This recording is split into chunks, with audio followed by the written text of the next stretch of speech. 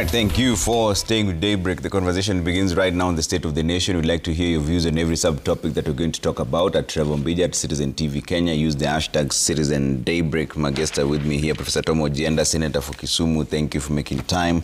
You have Dan Manzo, Senator for Makueni. Thank you for making time. We're still waiting for Richard Onyonka, Senator for Kisii, and Samson Cherargei, Senator for Nandi. As soon as they come in, we'll rope them into this discussion in just a short while there.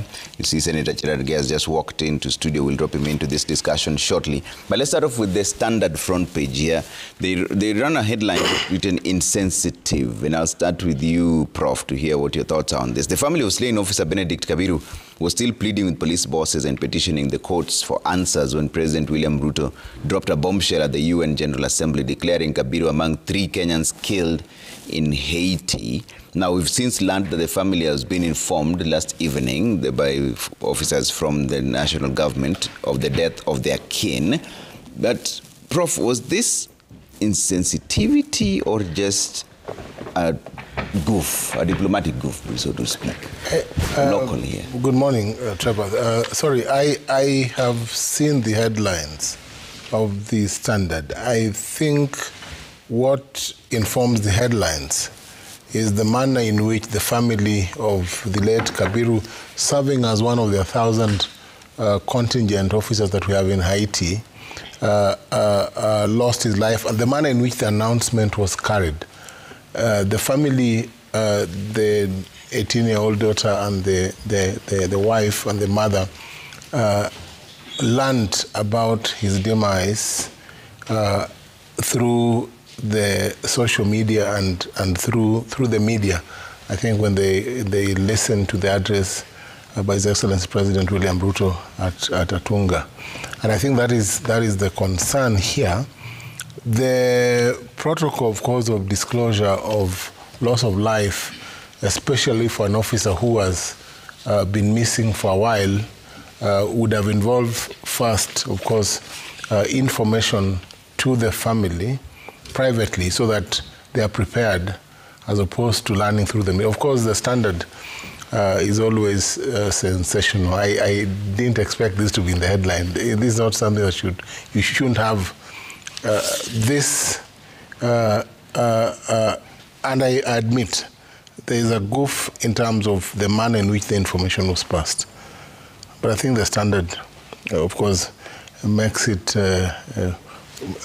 worse, I must say, because there's a manner in which death and other affairs or other happenings are communicated to families. There's a protocol. And I think that protocol was not complied with. Is this an indication of a government that buries truth in protocol? Because there was a representative of the Attorney General in court who said, as far as they are concerned, they are not aware that Kabiru had passed on. And yet the president in Unga is saying he's naming him among the people who've lost their lives. The president, while of course thanking the gallant soldiers of this country for keeping peace in Haiti, named the 3 who have lost their lives by name, the 3.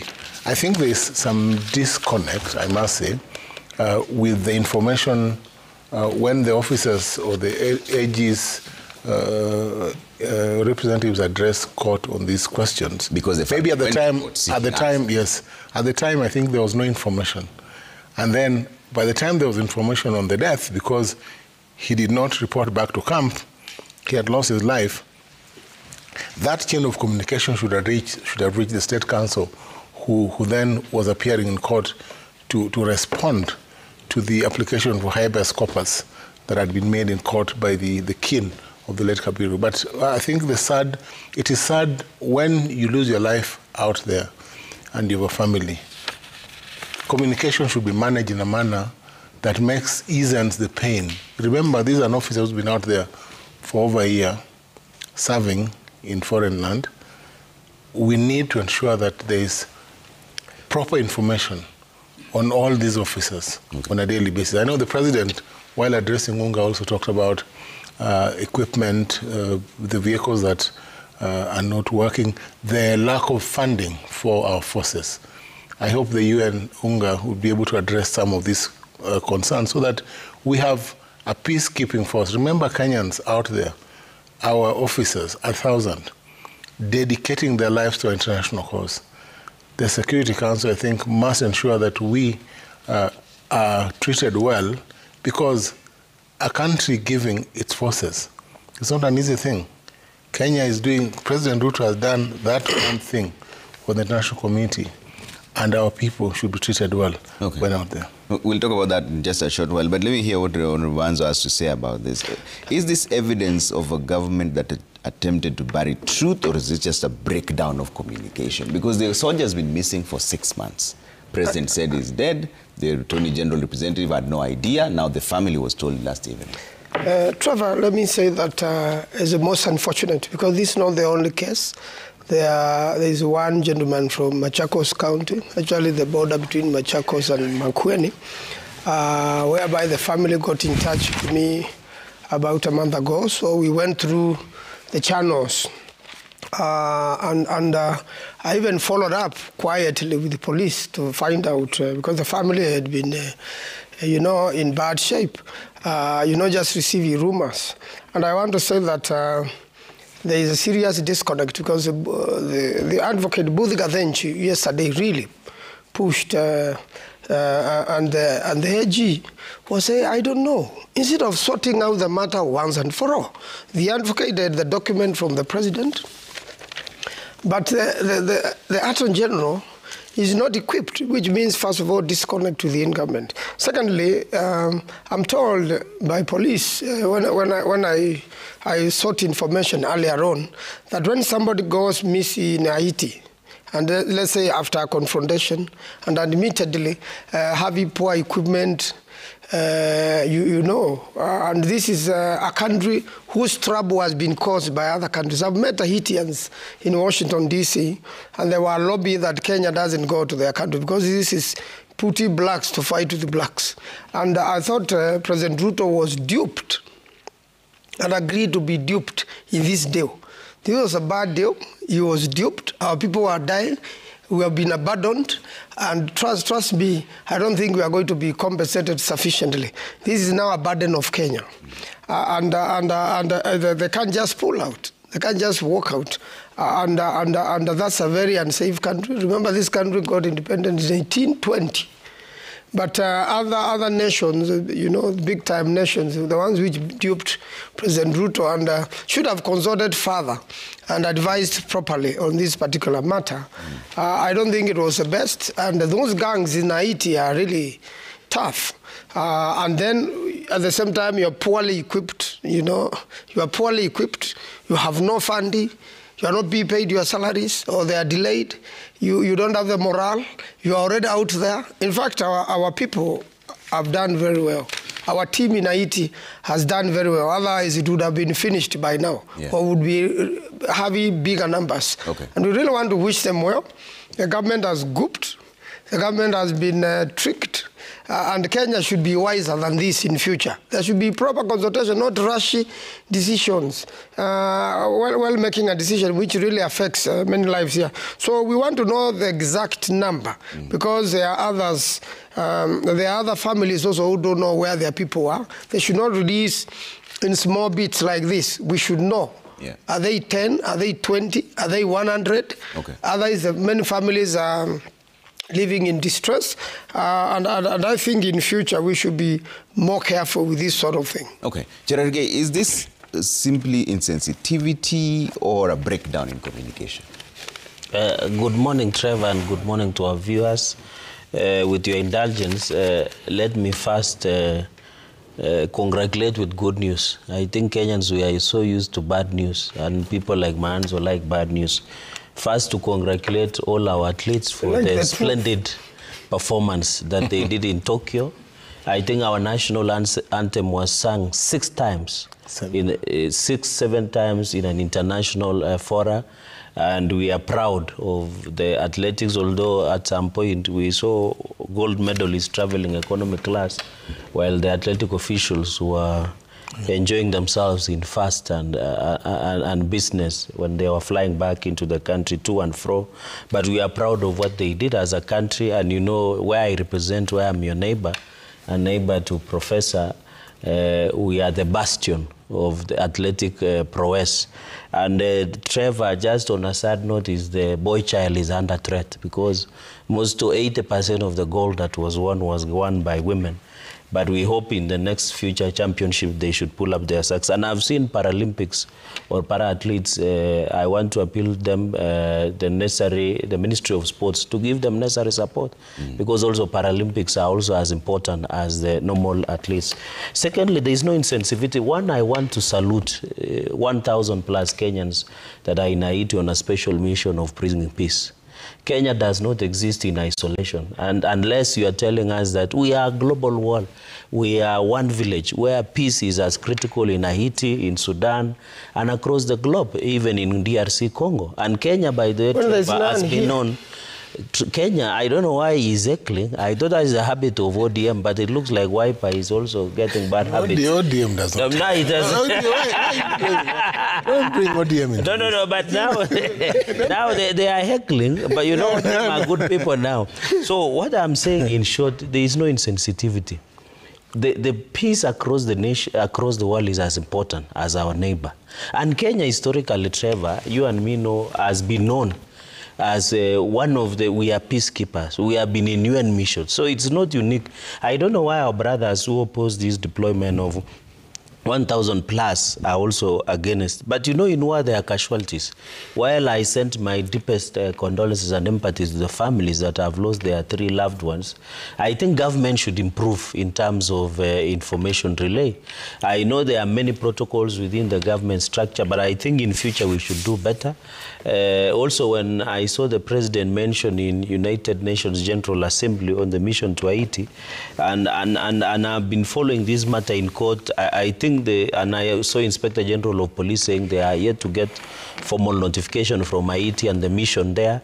We hope the family can the reason as to how he died, how the family should put closure, but the family should be aware that as Kenyans, we are proud of what their son and others who have fallen while fighting for peace. Okay. There are people who fight for nothing and die for nothing. So we should celebrate them.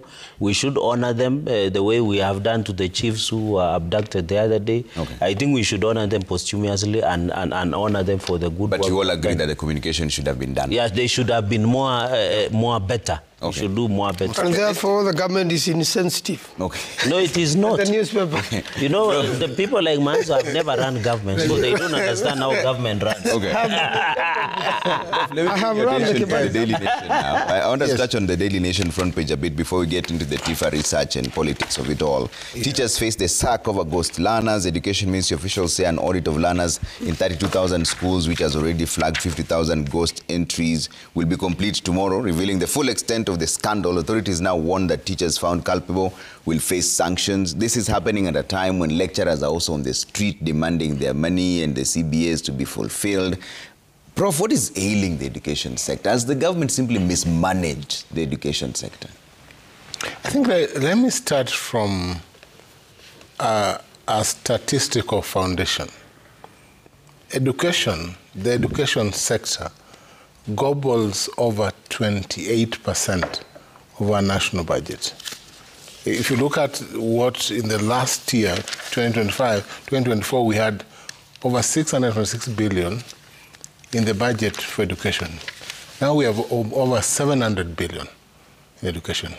And we have, for the first time, the most competent Cabinet Secretary of Education, Julius Ongamba, who has demonstrated that you can resolve historical problems. Remember, the CS Education and the ministry inherited a problem. The problem of the CBA negotiations, the collective bargaining agreements, entered into in 2017. When I think during the time of Matiang'i, you know, it's a debt that has been carried for a long time and that the CS is struggling to settle. Then there's the question of the payments out of the ministry in terms of capitations. Remember, we have subsidies given to students depending on whether they are in learners in the higher level or in the lower level. So there are subsidies that the government gives, the so-called capitations. Now there's a problem with capitation. And the CS and the PS, who was my colleague at Moi University, have done a verification process. So far we have, on the schools, we have about 25,000 verifications that have been done out of the 32,000 schools. Because there are headmasters or principals who gave inaccurate data to the ministry. And you cannot, Trevor, say that out of the need to be efficient, that we are not doing the right thing. Dr. Bitok, Professor Bitok, and CS Ongamba are doing the right thing to ensure that we bring education to where it should be. But I also understand that the collective bargaining agreement, and I saw my good colleague from the UASU, Constantine, in his usual firm manner, insists that there's need to obey a court order. As a lawyer, I would say this, that court orders cut both ways. We have the court order that says comply, but we also have a court order now that says return back to class and teach, pending a resolution of the issues. And the way to go now, Trevor, is that teachers or lecturers should... I've been a lecturer, a professor of law for many years, and I know that there is need to comply with court orders, because I'm also a practicing advocate, so I understand. Let them go back to class as CS Ongama, who is himself an advocate, resolves this issue. But the education sector has gobbled so much money in this country. Unless we want to say that we then dedicate half the budget to the education sector. We have other sectors as well. And I know, Trevor, let me say this, that the government intends the best in the reform system, including the new university funding system that was put in place, to ensure that only the needy get funds. Because we cannot, as a country, be putting money in the pockets of those who are able to fund their own learning. We must ensure that money is put only to the pockets of those who are unable to pay for themselves. Manzo, has this sector been mismanaged? Totally. Again, over a long time. And I want to say that education is very important for everybody. If you really have to get rid of poverty in a country and also want to achieve equality, equal opportunities, you must take every child to school. So it's most unfortunate when you hear a teacher is being threatened, you know, to be sacked. Have you committed what crime? Under what law? Not even labor law. Can you sack a teacher in such circumstances? They are only happy to accommodate children in school. Otherwise, all the schools are going to be empty. You don't think aiding and abetting ghost learners is a crime? You see, what is a ghost learner? Everybody who is in school should validly study. Everybody who is in school is entitled. So are you going to chase away people from school so that they are not ghosts? You should properly make sure that they are in school, make sure that their fees are paid. Every principal or headmaster, they know the needy children and they know the needy families. They are members of National Assembly who represent the constituencies. They have CDF, they have bursaries. The Minister of Education has bursaries. There is capitation. If all these monies have not gone to schools, do you expect every single manager of a school to close it down? Therefore, there is a need because over 70% of families are very needy in the country. And it feels very sad when you go to the rural homes and you see, you know, children having been chased away from school, walking back home, and yet examinations are near. You are reducing, in fact, it's against the Constitution. You are reducing the chances of success of this particular child. They should be in school, and their fees should be paid by the ministry. So there is total mismanagement of the education sector, including to the higher education in the universities. And it is a high time the education sector was put right so that every Kenyan has an equal opportunity and that young people are encouraged, you know, to work hard. And Kenyans do very well all over the world. We should not be producing market only for Kenya. We should have young people who are able to be, you know, educated here and they're able to access jobs abroad. If you go to Botswana, most of these African countries, you'll find the Kenyan experts there.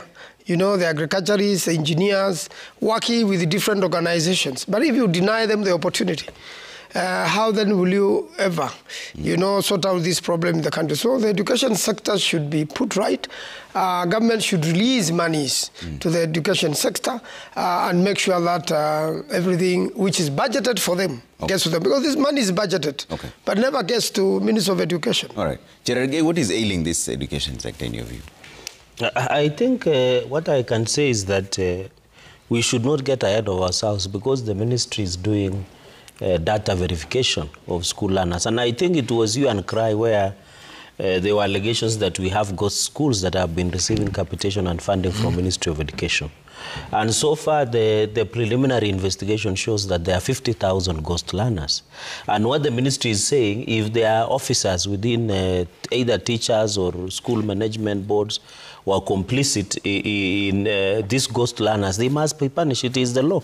There is nothing you can do about it. And then number two, Trevor, you have to know there are schools which are underrolled but overstaffed. In my county, you can go to a school where you have one TSC teachers and several board of management teachers that are being paid by the taxpayer, which is teachers. I agree with my colleagues that almost 700 billion plus goes to education sector, yet they will still struggle with the issue of capitation. So I think education sector, you have to, they say in Kiswahili, Mugala muwe na haki mpe. This is the only government that has made a bold decision on two fronts by ensuring that the CBE, or what we call CBE, curriculum-based education, it was CBC, and also university funding model. You remember the way the transition was happening, the previous administration under Jubilee President Uhuru Kenyatta were hesitant in implementing CBE.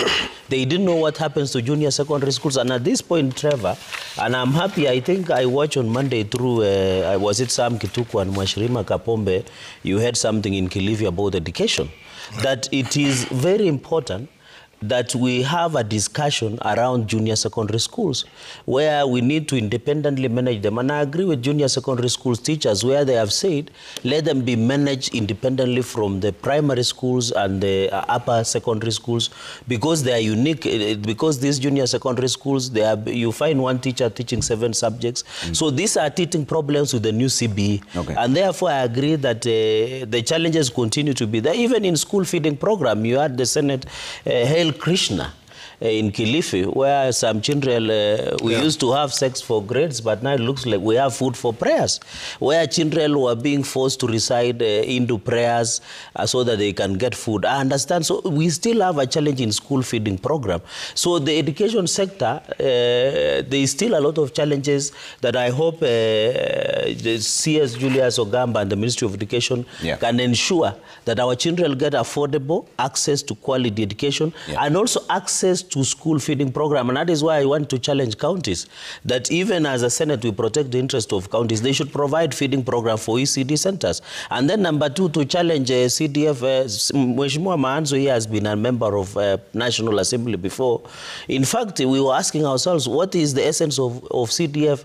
If, for example, Ganze, which is one of the poorest constituencies in Kilifi and Kenya, cannot use CDF money to feed our children in Kisumu, in Nandi, so that the research has shown that the more children are given access to food, we will have improved attendance and also improve performance in class. So that is why, as a Senate, we are telling members of National Assembly, if you want to hold on to CDF, you must be practical. Brick and mortar will never resolve the crisis in school. So members of National Assembly, imagine by building more classrooms, painting a lot of classrooms, it means to them that CDF is working. CDF will only work when issues of school feeding program, the capitation, but I hope when this matter will be resolved, I agree with the ministry. Any teacher or any school manager who is found culpable in this issue of ghost learners in school, they must be punished within the law. Gentlemen, I have to take a quick break. When you come back now, we talk about matters politics, and there's a TIFA poll here that's saying the broad-based government has only 64% of Kenyans are opposed to the broad-based government, according to the latest TIFA national survey. The sampling was said. We will come to that, gentlemen. We will come to that, gentlemen.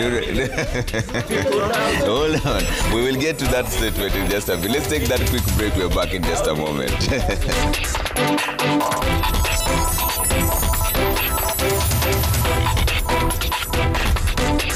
Thank you.